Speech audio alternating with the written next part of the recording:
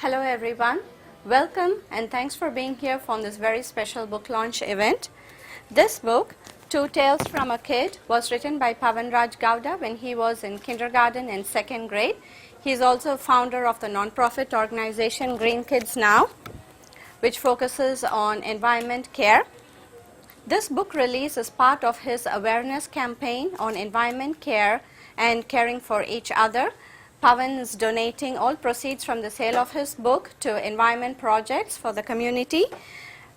I'd like to extend a very big thank you for Mrs. Cynthia Chen and Ms. Kim Imes, store managers of Barnes & Noble, for their overwhelming support for this book launch. Thank you very much. Barnes & Noble has graciously offered to donate at least 10% of the entire store purchase today to Glenmore Elementary School. So please buy as many books as you can today, and when you check out, please make sure you let them know you're part of the Glenmore group today, because they have to punch in these codes, so your purchase goes towards the donation. Thank you very much, and now I'd like to invite Pavan to say a few words.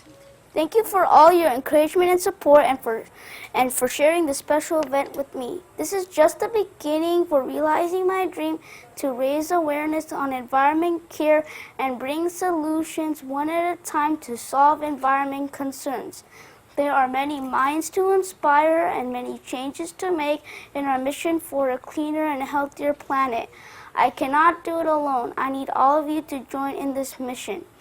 Mrs. Sinnott, my kindergarten teacher, was the first to encourage me to write. She has been following my progress since then and continues to support and encourage me to grow. It's an honor to present her a copy of my book. Okay. Mrs. Sinnott, please come forward. Please stand here. Thank you. Congratulations.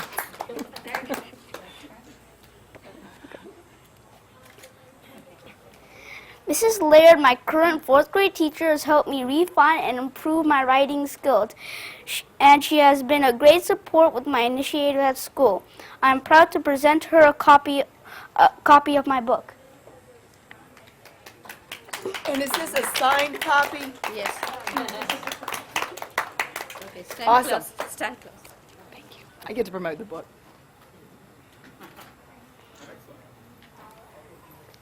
Thank you for coming, and I expect your continued support. Here you go. Sign up for Green Kids, right? I would like to invite Mrs. Sinnott to say a few words, and then followed by Mrs. Laird.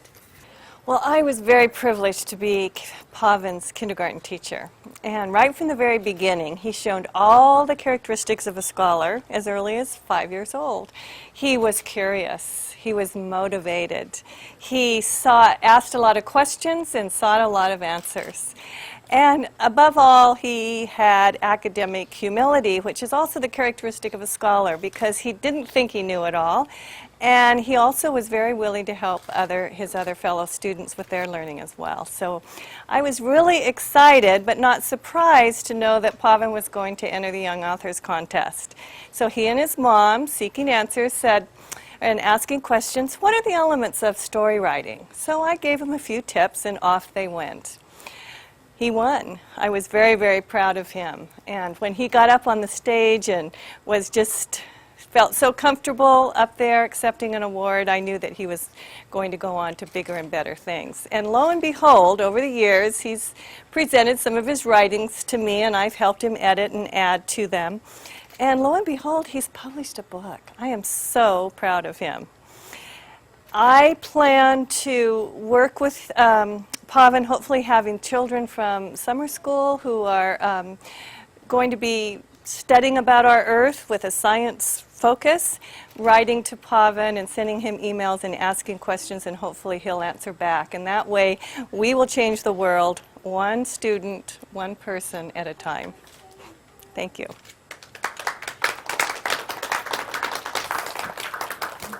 And I would say that I would echo the experience that Mrs. Sinnott had. The person who came into my class as a fourth grader, the one defining characteristic was curious. Pavan was really looking for answers.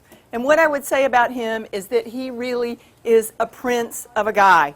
He's fun-loving. He really likes to do fun things. He's very friendly with others, but one of his other defining characteristics is that he strives for excellence in everything that he does. And then, if I had to define him one more time, it would be that there is one thing that he carries that is the work of a scholar, and that is passion. He has passion for the earth. It is in everything he does. Any writing assignment, he would find a way to work that in. Just this week, we were working on a narrative about being invisible.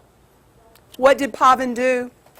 He wrote about being invisible and then being able to go to the Gulf Coast and help solve the problems of the oil there. So it was a wonderful way to keep reminding all of us that we need to make our environment cleaner. Pavan's already heard from a school in Australia. They want to join his team. They want to make a difference. And so Pavan is teaching us, a child is teaching us, that one person can make a difference. And so today we're here to celebrate him. We are here to sing, cheer, and shout for his success. And we're awaiting your second book, Pavan. So it was a pleasure to teach him, and I am delighted. I will remember this day for the rest of my life to have a fourth grader publish a book. Oh my gosh, now fifth. Thank you. I'd like to request Mrs. Sinnott and Mrs. Leah to read each story to the kids. In a faraway place in North America, there was a big mountain called Mount Laser. It had valleys on either side of it. There were two big lakes in these valleys. The lakes were called Sister Lake and Brother Lake because both of the mountains looked very similar. Can you see a lake in your head? Okay. The side of Sister Lake looked very beautiful, with fresh and lots of trees and plants filled with flowers and fruits. The lake was sparkling and bright with clean water. It was full of fish and swans. The villagers of Sister Lake were very active, and they worked very hard in their farms to grow vegetables and crops. All of the people were very responsible, and they kept their environment very clean. The Brother Lake, on the other hand, was filled with trash. The garbage cans on that side were overflowing with trash. There were soda cans, plastic bags, and food scraps everywhere. Bugs and insects were eating the food scraps and crawling around, and the lake was dark and dirty and had no fish in it. The villagers of Brother Lake were lazy, and their farms had very few crops and vegetables. All the people were irresponsible. They looked dirty and messy and did not care for their environment. One day, a boy named Zach and his family from the nearby city came to the two lakes for vacation. They put out their tent on a good spot on Sister Lake. Then they went out to collect wood for the fire. Because there were lots of trees, they were able to find dried twigs with no trouble, and they gathered the twigs near their tent. Zach was so excited to go fishing. He took his fishing rod and ran to the lake. His dad showed him how to cast the fishing line. Soon Zach screamed loudly, "I caught a fish!" His dad helped him to reel the line. Zach was very excited when he saw a nice big trout on his line. They went back to their camp and started the fire. His mom cleaned the fish and cooked it. They all sat around the fire and ate the yummy fish and sang campfire songs. They had a terrific time at Sister Lake. So the next day, Zach and his family moved over to the Brother Lake side. Zach was very disappointed at the dirty, messy environment. The place was hot and stinky, and nobody could even breathe well. They could not even find a clean spot to put their tent. Zach wanted to clean Brother Lake, so he asked his family to help him. That whole day, Zach and his dad and mom collected trash in several garbage bags. But still, they were not able to clean up the lake fully. They were only able to clean up one spot to put their tent on. Oh, they got very tired and went to sleep at the end of the day. When Zach woke up the next morning, he wanted to do something more to clean up the lake. He knew that he and his family alone would not be able to clean up the lake, so he wanted more people to help him. He asked the Brother Lake villagers for help. They understood that Zach was telling them something good, but they were too lazy to get up and clean their village. They said that they would do it the next day. Zach waited for the villagers to start cleaning the next day, but they never bothered to do it. Zach was very furious and got angry about their laziness and irresponsibility.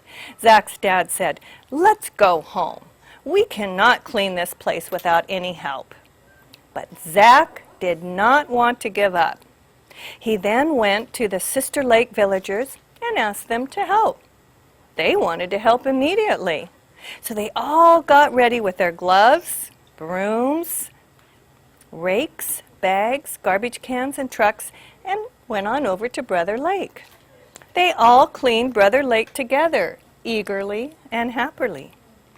By the end of the day, Brother Lake was finally clean. Zach looked around and felt very happy that he could finally smell some fresh air and drink fresh water from the lake. He thanked the Sister Lake villagers for helping him clean Brother Lake. The Brother Lake villagers felt ashamed and bad that somebody else had to clean up their lake. They realized their mistake and promised to keep their environment clean and be more responsible. All of the villagers thanked Zach for teaching them a good lesson.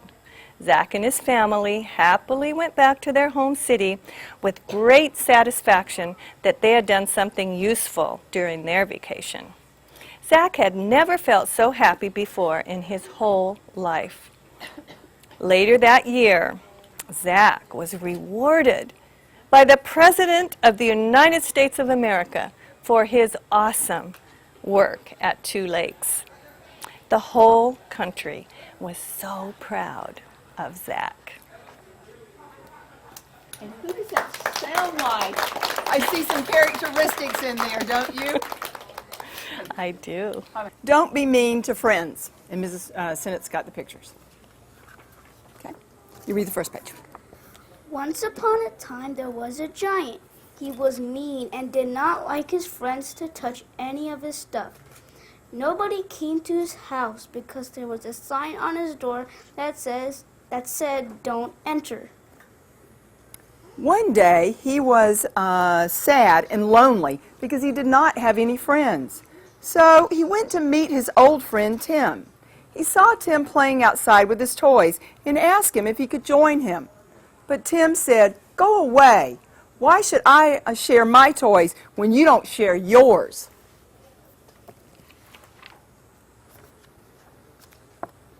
The giant was very sad and went back to his house.